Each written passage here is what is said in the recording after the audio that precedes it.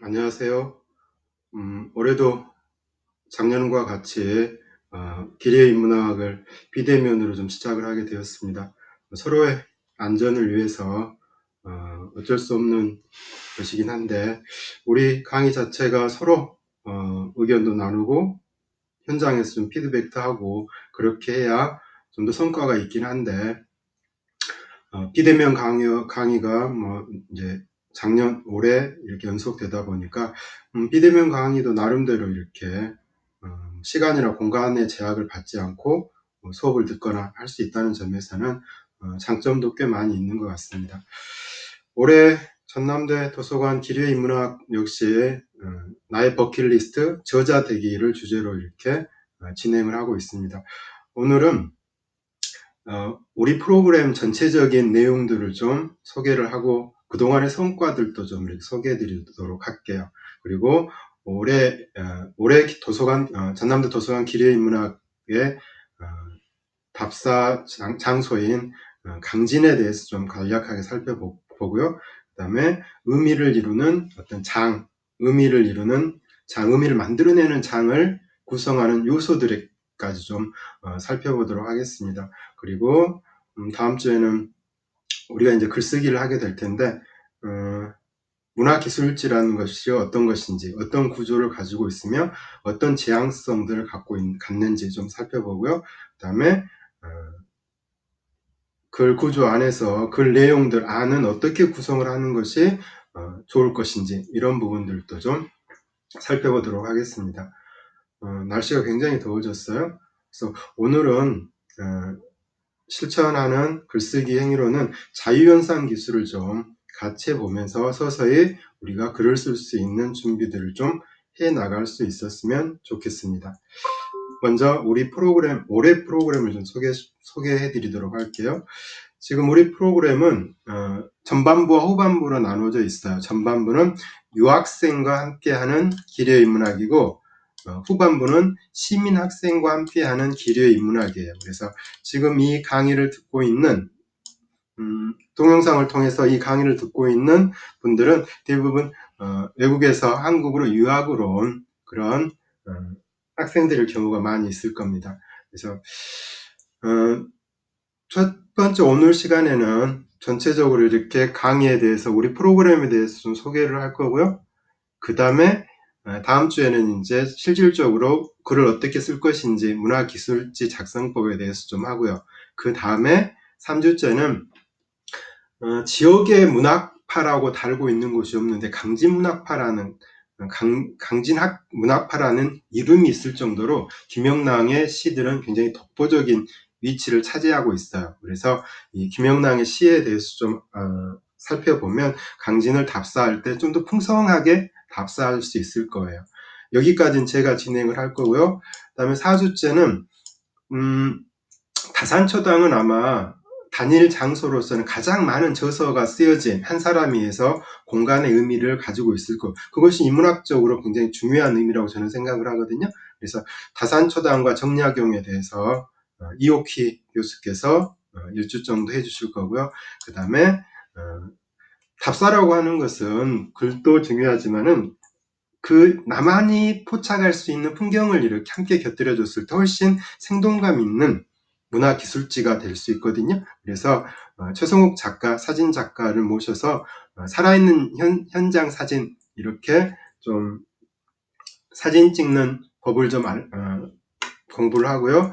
6주째는 실제로 이제 강진을 좀 알면서 아는 만큼 보인다는 말이 있잖아요. 그래서 강진의 역사와 문화에 대해서 최창근 교수가 강의를 하고 그 다음에는 이제 강진 탐방을 하게 됩니다. 그래서 영랑생가를 중심으로 해서 모란 세계공원 뭐 이런데, 그다음에 다산초당, 백년사, 그다음에 가우도, 이런 현장 탐방들을 최창근 선생하고 하고요.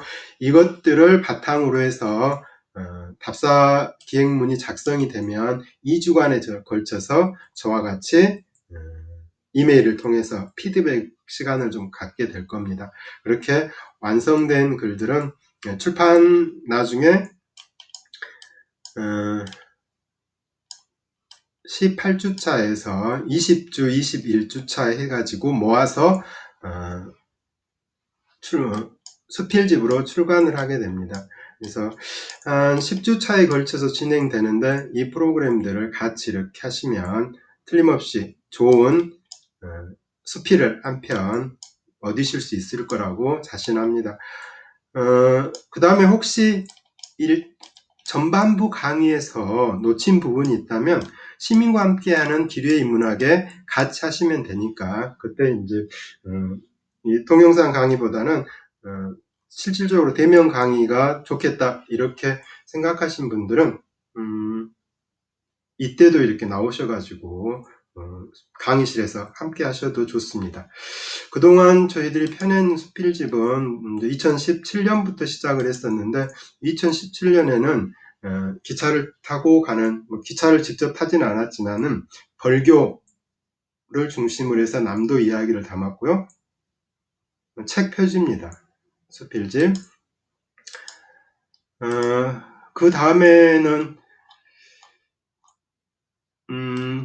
푸른길 인문학 남도 플러스 남도 이렇게 해서 광주에 있는 심장 허브라고 할 수 있는, 화파라고 할 수 있는 약 20리 8.9km에 걸쳐져 있는 푸른길을 탐방을 하면서 광주의 모습과 함께 남도를 담아내는 책을 펴냈습니다.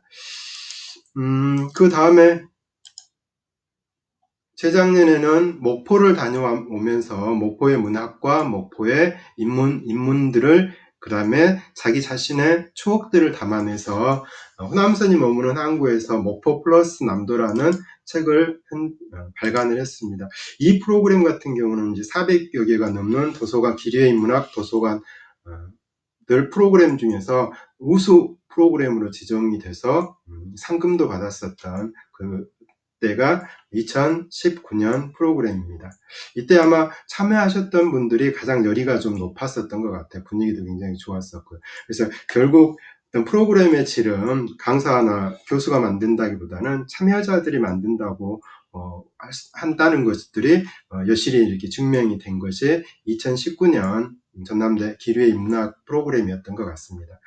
그리고 이제 코로나 때문에 제대로 이렇게 활동을 할 수 없었지만 어려운 환경 속에서도 강의를 좀 진행을 하고 남원을 다녀와서 핑크빛 사랑을 좀 담아냈던 것이 작년 프로그램이었고, 그 성과들은 이렇게 이와 같이 춘향콜 플러스 남도라는 수필집으로 묶어져 나왔습니다. 올해는 이제 김영랑의 시와 다산 정약용의 문학, 특히 시편들을 가지고 그걸 이제 우리가 무기로 장착을 하고 특별한 인문학적인 부분들을 가지고 강진을 탐색하게 될 텐데, 그런 성과들이 모여서 어떤 책으로 꾸며질지 정말 기대가 큽니다. 앞서도 말씀드린 대로 이 프로그램은 2017년, 8년, 9년, 작년까지 모두 4차례 거의 비슷하게 진행이 됐었는데 매번 성과가 달라요. 그 이유는 말씀드린 것처럼 여기에 참여하신 분들이 얼마나 적극적으로 끼고 자발적으로 참여하느냐에 따라서 프로그램의 성패는 좌우되는 것들이어서 여러분들께서 어려운 상황이지만은 소중한 시간 내서 최선을 다해 주신다면 어느 때보다도 빛나는 성과를 담아낼 수 있는 2021년 전남대 도서관 기리의 인문학이 되지 않을까 생각합니다. 같이 힘내서 좋은 프로그램 만들도록 합시다.